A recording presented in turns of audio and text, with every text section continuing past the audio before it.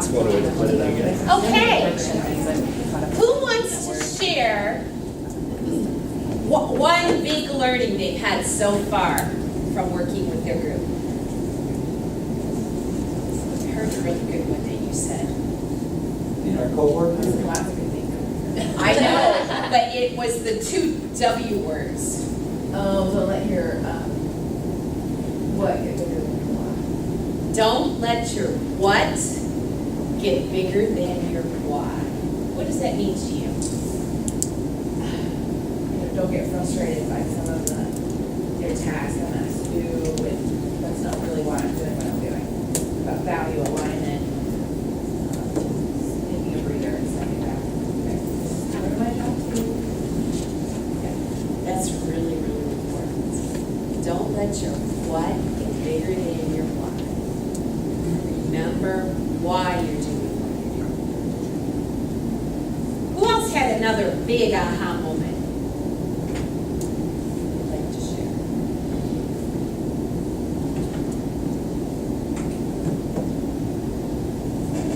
Nicole. Yeah, we were talking, so the 3 of us are part of a cohort group, and just one of the things that I think we've taken away is the importance of adjusting our communication style to meet people where they're at, and so I think that's been really important in working with our nonprofit, because we were experiencing some resistance and some friction, and so we noticed that there was some opportunity for us to adjust, and that's been really effective. Thank you. So adjusting your communication style to meet people where they are.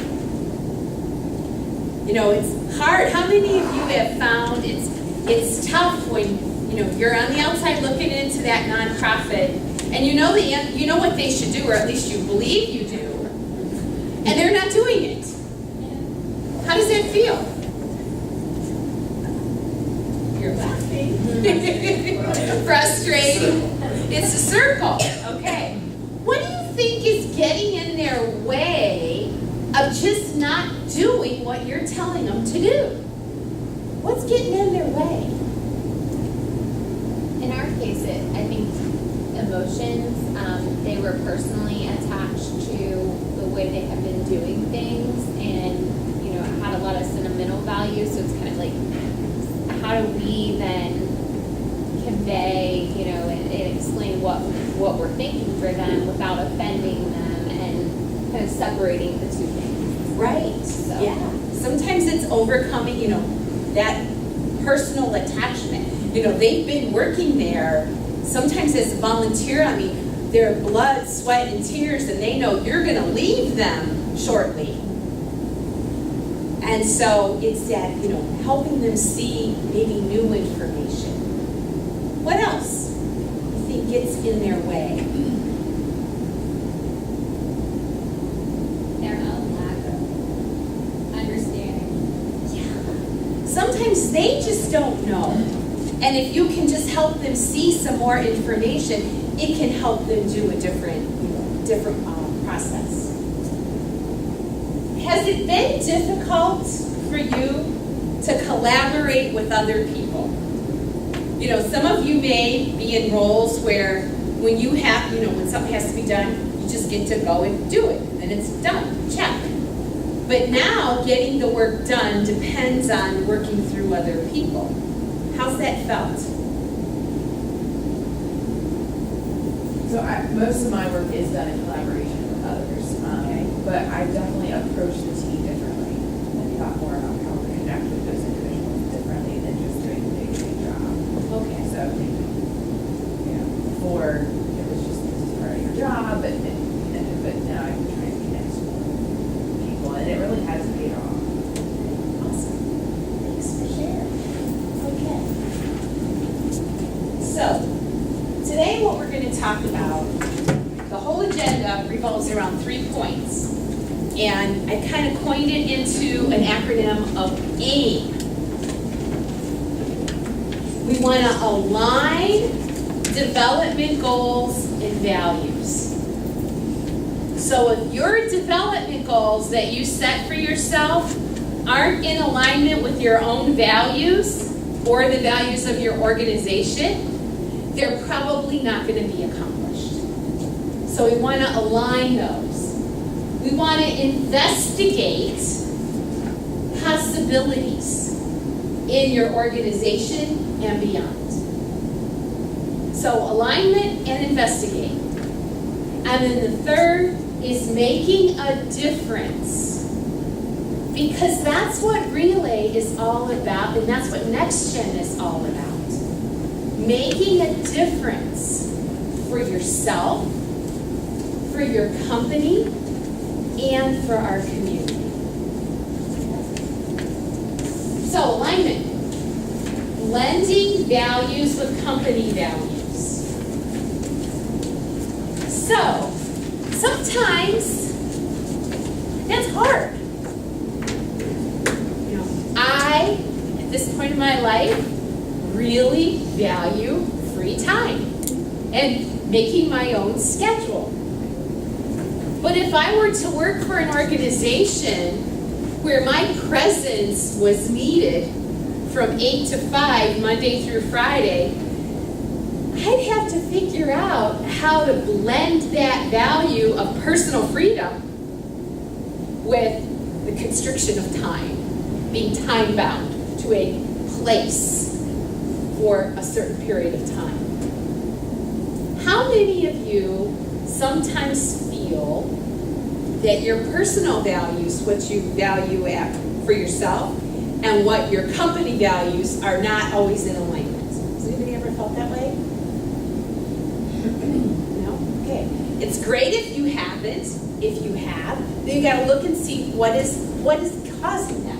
So, what energizes you? What's some things that you do that really gets you energized? That you do it and you don't even realize the time has passed. What are some things that get you energized? Okay, we need some energy. I work with a lot of nursing homes and assisted living, so anytime I can go talk to the residents, that really, I get to spend days and time talking to them about their care and their life, their daily activities. So talking to the residents, talking to the people who are receiving the care your organization is providing, that gets you energized. That's awesome. What else gets you energized about? What makes you get up in the morning and say, I get to go to work instead of I have to go to work? Valuable contributions to work. Okay, tell me more about that. Just knowing you're adding value. So I work on projects and support project management. I enjoy being able to find ways to make things more efficient or add value. Okay. So making things more efficient, that gives you energy.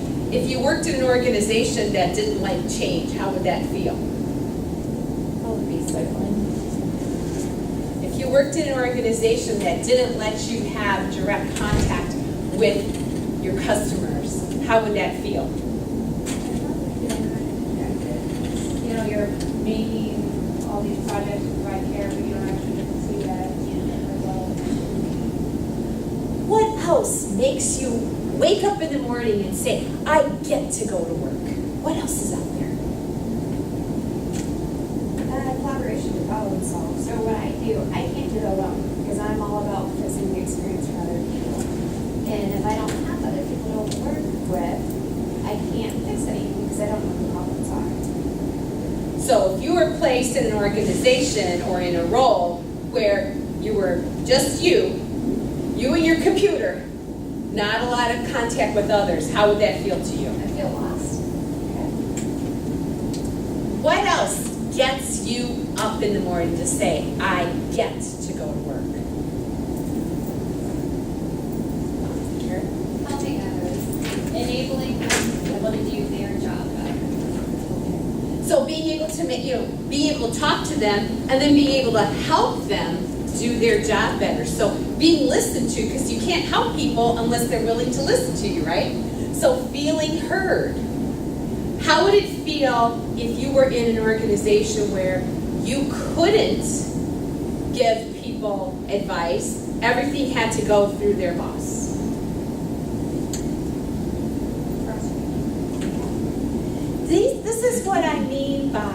finding ways to add value to your company, but align them with your values. Figuring out your values are what tells you I get to go to work instead of I have to go to work. And adding value to the company. When you can mesh those, that is a high alignment. Your skills. Now, sometimes what we like to do may not be exactly what we're the most skilled at.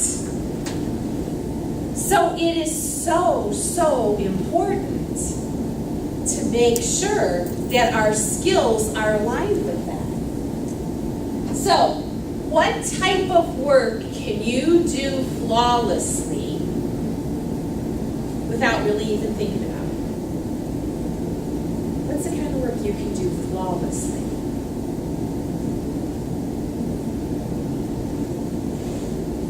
I'm sure there's some flawless work you can.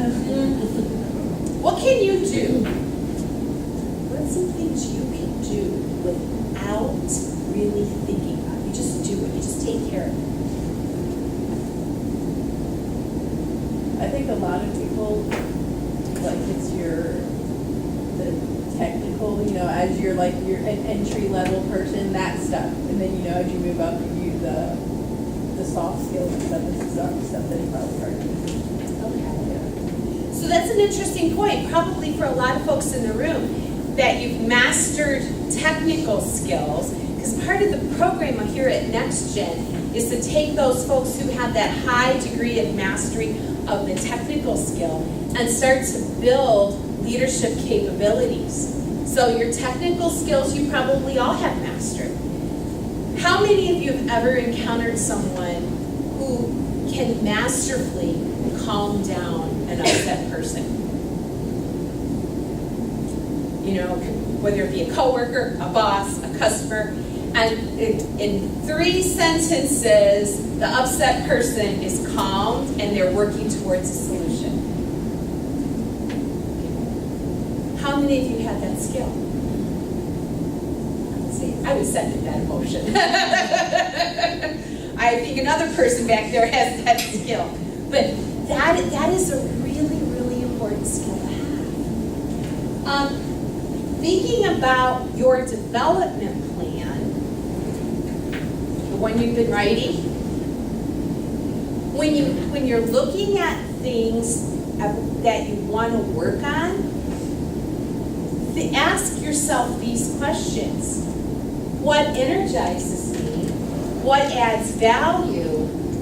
What can I do flawlessly without stress? And how can I use that work that I do flawlessly without stress to continue to add value to my company? It's really important that you always keep that balance between good performance, personal satisfaction, and adding value to the organization.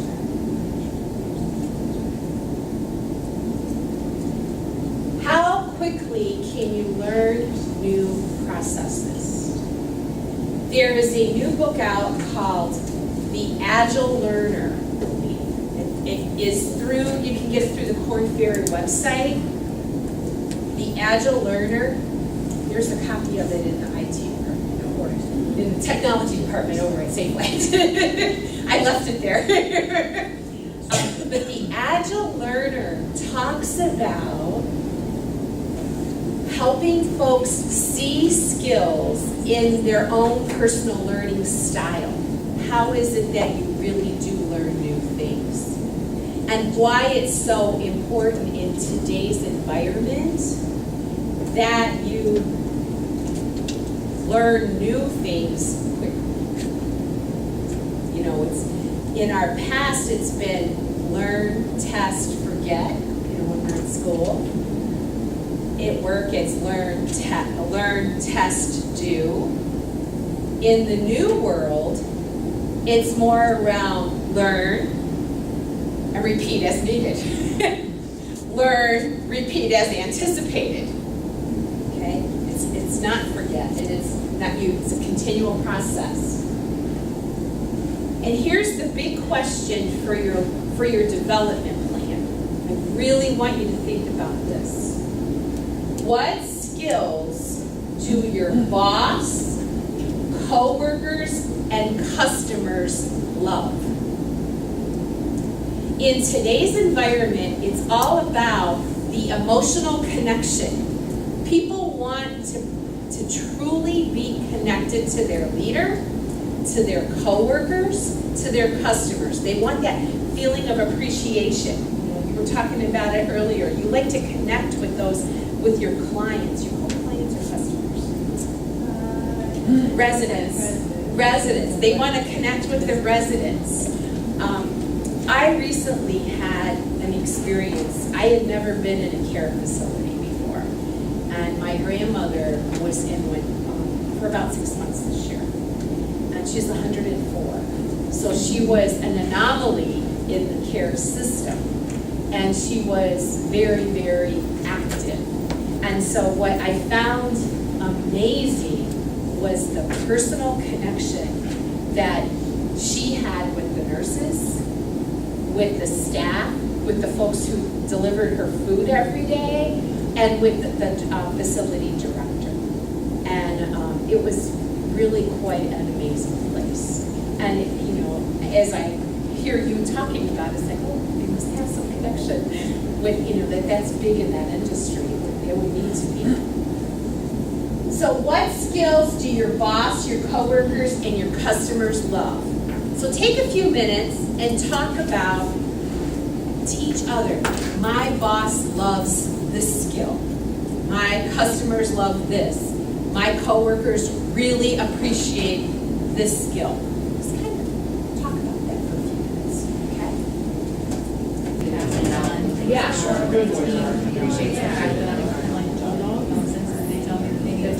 Okay, I'm going to stop you for just a minute. How many of you have never really considered this question? All at the same time. Okay, not all at the same time? Okay. Yeah. Why do you think this is important? Why do you think it's important for you to be aware of what your boss and your coworkers and your customers really love in work? You like what do they really appreciate? Maybe insert appreciate versus love. When they truly appreciate it, grows through. What do you think? Why do you think that's so important? Because it's really got to be incorporated into your development. Yes. Well, I think one of the things is the word at the top of the slide is alignment. You have to recognize what you're aligned with and what you're not aligned with. Yes. You might think you're doing really, really great work, but if it's not aligned to the expectations of others, it's going to cause you some problems. Let me show you what those problems are. I like to use the word noise. In your career, you have to manage noise. The noise that comes from your boss, the noise that comes from your coworkers, the noise that comes from your customers. Your reputation is the noise. So people at work, they know that, I heard somebody say earlier, they like to be kept updated without having to ask for it. Let's just say that's something that somebody loves. They love to be updated without having to ask for the update. If you provide regular updates without them being solicited, they're brief, bright, and done. Okay, get to the point. Tell them what you're working on, how it's going, how you're overcoming obstacles, when they can expect it to be finished. If you do that on a regular basis, what kind of noise do you think that generates? What do people talk about when you have a consistent habit of that? What's the noise? I think it's positive. Hmm? I think that those people that you begin to work with understand that you're going to provide them what you said you're going to do in an update without having them to cause resistance or confrontation to find out. Okay, so let's keep that going. So that's one idea. What else can people start to assume about you when you do that on a regular basis? You're reliable. That you're reliable. So that's another noise. What's another noise that they can start to think about you? Just because you provide regular updates. You take 10 minutes on a Monday morning and you send out an update on a particular project. What else could they start to believe about you? Confidence, trust. Yeah. Now they trust you. Now they have confidence in your ability to move that project to completion. How do people start to feel emotionally about you as a coworker, about you as a team member, when you start to generate that kind of noise? How do they feel? When they see you walking down the hall, are they happy to see you? Or do they quickly look at their paper? Or walk the other way? Right? So it's about managing noise. You know, here's the way you do that. The quantity and quality of your work generates noise. Your interactions with others. You may have the intent to get something accomplished, but how you interact with others impacts people. And sometimes the only thing they see is the impact. Oh, they yelled at me in the meeting.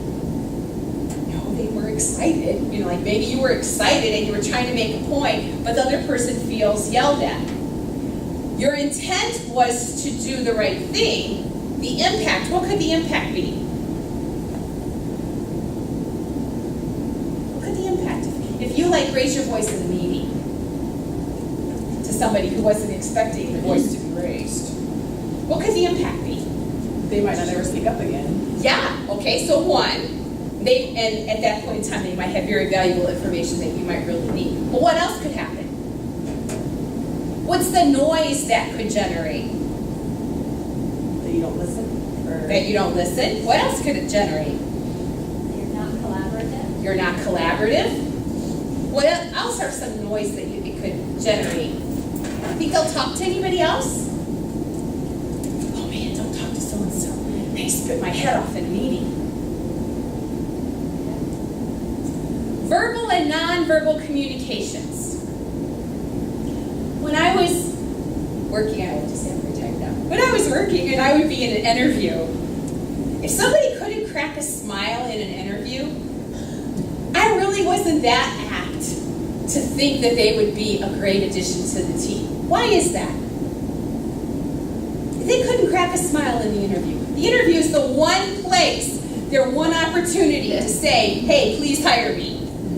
And if they couldn't crack a smile in that interview, why do you think I'm probably not going to be too inclined to put them on the team?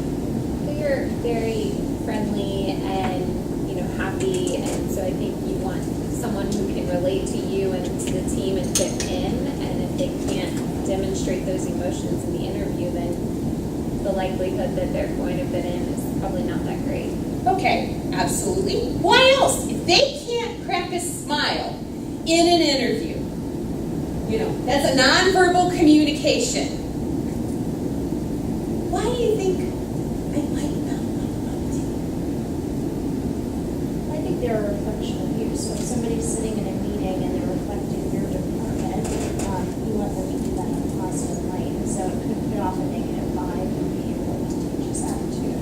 Yeah, the lack of a smile can sometimes put off a negative vibe that people think, oh, that person's not very open to my ideas.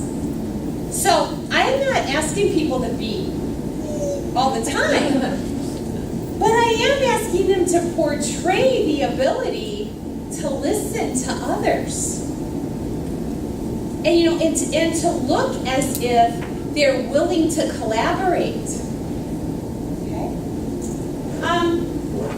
Verbal and nonverbal communications happen in meetings, but they also happen in hallway conversations.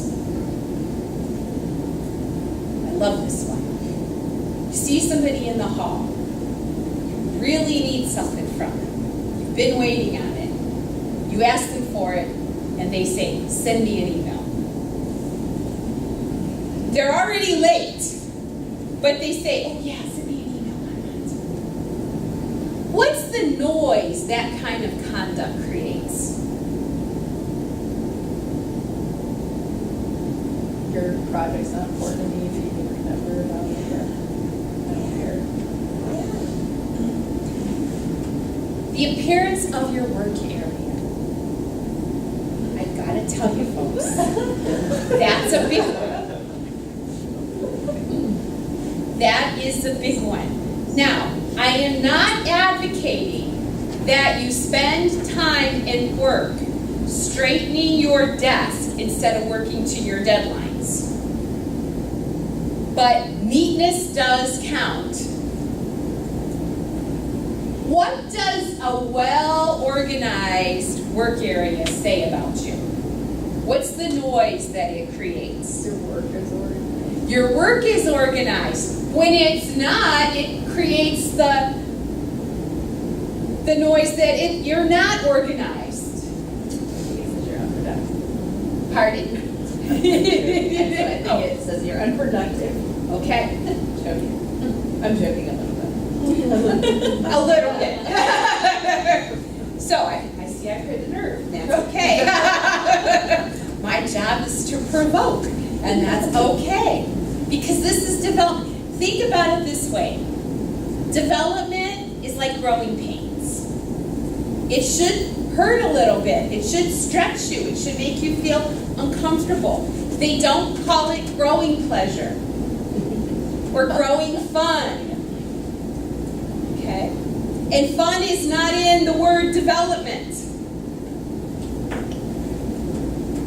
So think about the appearance of your office. Walk past your CEO's office.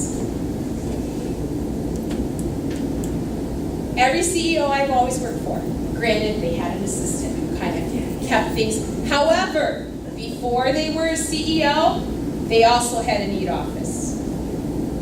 Just think about it's part of your image. Just don't forget that. Your conduct while you're speaking with others. How many of you, when you're talking to someone and your phone rings, do you look at that phone? What is the noise that creates about you? I have somebody that we have regular meetings with, and he's always on his phone. And it's like, I'm sorry, are we bothering you? Like, that's just the sense that you get when he's in a meeting with you, that like he just can't be, his time is too important, that he has to be doing something. That's the noise. Yeah. That's the noise. So, I'm not telling you what to do. I'm saying that if you want the noise to be that when you're talking with somebody, they have your undivided attention, you put your electronics off. If you still have a desk phone, if it rings, you don't even look at it. The person that you're speaking to deserves your time.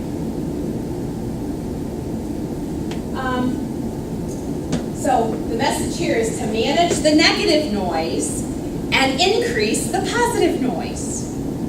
So think about your development plans that you've written and review them and say, what have I included in here around increasing my positive noise and decreasing the negative noise? Demonstrate an understanding of the business. You cannot develop your career if you don't know your business. You're the company that you work for, you need to understand the company and you need to understand the industry. Read periodicals, get a senior leader or someone to be a mentor to explain the business, hang out with people who worked there for a long time, learn the business. Just being the best at what you do is not enough in today's world. You've got to understand the business. And your online presence, you know, like when I was growing up in my career, we didn't have that worry. Thank God. You know, we didn't have, there was no video, there's no Facebook, there's no chatting or anything like that. Your online presence.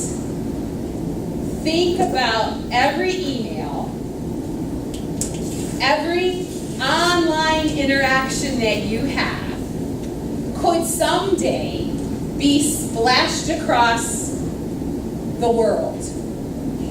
Make sure it's how you want to be represented. Be very, very cautious of your online presence. Even in your personal life, be cautious of it. Think about how will this noise, what noise will this post create for me? So just something to think about. So what happens when you deliver what your boss and your coworkers and your customers really want?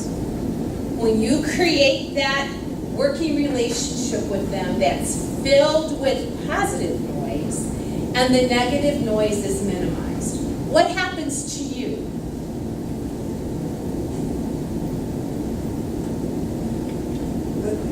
Like what? Opportunities. Okay. Opportunities to do what you do. Opportunities. What else? What happens to you? Establish a reputation for being good at what you do. So walking to new projects with new people, they're a little more exciting. Well, and maybe even inviting. Maybe you're sitting at your desk one day and your phone rings, or you get it's probably more like an email. Somebody reaches out to you or somebody walks into your area and says, hey, I'd like you to consider joining my team or joining our cross-functional team or helping us with this. We could really use your expertise. What else happens to you when you increase the positive noise and decrease the negative noise? You're more energized. You're more energized. How many of you really don't want to be that tired at the end of the day? I assure you, as you get older, you're going to appreciate that even more. Okay, so energized. What else happens to you? More confident. You're more confident. Okay? What happens to your company when you start to increase the positive noise and decrease the negative noise? What happens to the work? It's more productive. It's more productive. It's better for the organization as well. And do you think you start to set a standard and a trend for your coworkers? How many of you have ever caught yourself being negative because you just had focusing on negative stuff, because you just had an interaction with somebody who was focusing on the negative stuff? Negativity is highly contagious, but so is positivity. Okay, so is positivity. Now, you've been working on a project for over 6 months, and that project's going to come to an end soon. Just a few months. Time flies, right? How can you continue to contribute back to the community? after your project's done? What are some ideas that you have? Okay. Some of you may choose to continue to volunteer with your organization that you're supporting now. How else could you continue to make a difference in the community? Any ideas? Are any of you going to endorse NxGen to coworkers back on the job? Okay, that's another way. By just endorsing the program that you're in. I gotta do a time check, because I don't want to go further.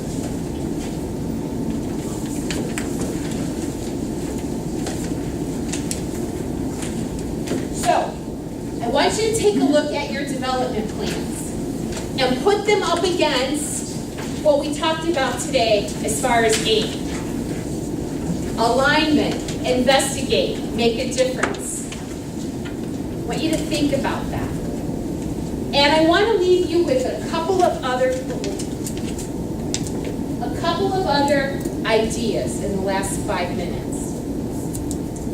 I would be remiss in saying that career plans always go exactly as you want them to. And that careers are always on that positive trajectory. And that there's never any adversity that you're going to have to face. That would not be truthful. There is going to be adversity that you're going to have to face. There are going to be those things, those instances, not a lot, but those instances where you thought you were doing the right thing and it turned out to be the wrong thing. So you're going to have a recovery strategy. So I have stuff. They don't call me the librarian for nothing. I brought visuals today. So, one of my newest favorite reads is Rising Strong. This one is really cool. Brianna Brown, she's written a lot of insightful books, but I really like this one. Okay, Rising Strong. Another one that I would encourage you to become familiar with. That was my timer. Is this periodical that comes out annually. It's an annual, I guess. What color is your parachute? It really gives some insight on the world of work and how charting your career in 2017 and beyond is much different than it was in 2007. And every year they put out a new edition. And it's all research. Very cool book. And then for building strong leadership skills, continuing to build, becoming a leader. Resident Leadership is the book. And becoming a resident leader is the handbook that goes along with it. So you read the book, and okay, I'll be honest. When I read a book, depending on the chapter, I may read every word, and then sometimes I may read every paragraph, just to get the gist of it. But the workbook is awesome. So the workbook takes you through lots and lots of activities, and I had the pleasure of meeting Frances Johnston, one of the authors, just a really, really insightful woman. I just want to be in her airspace. And this book has a lot of really neat ideas on how you can become influential in a collaborative sort of way. And that's what we need in the future. Okay? So, we just have a couple of minutes, Q&A. Any questions?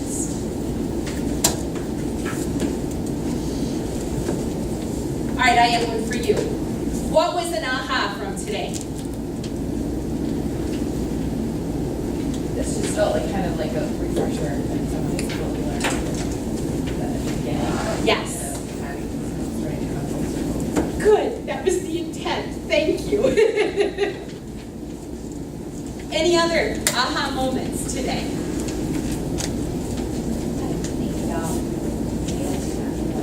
managing the noise. I kind of knew it, but it was kind of brought it. Anything else? Any other aha moments? I think the nonverbal side of things, just the nonverbal interaction that you have, being much more aware and being more attentive to both the positive and the negative impact of conversation, the way you do things. Absolutely. You know, every once in a while, I have to tell people, oh, this is my thinking face. Because when I think, you know, it kind of hurts sometimes and I kind of frown. So I have to tell people, this is my thinking face. It's nothing you've said. Any other aha moments?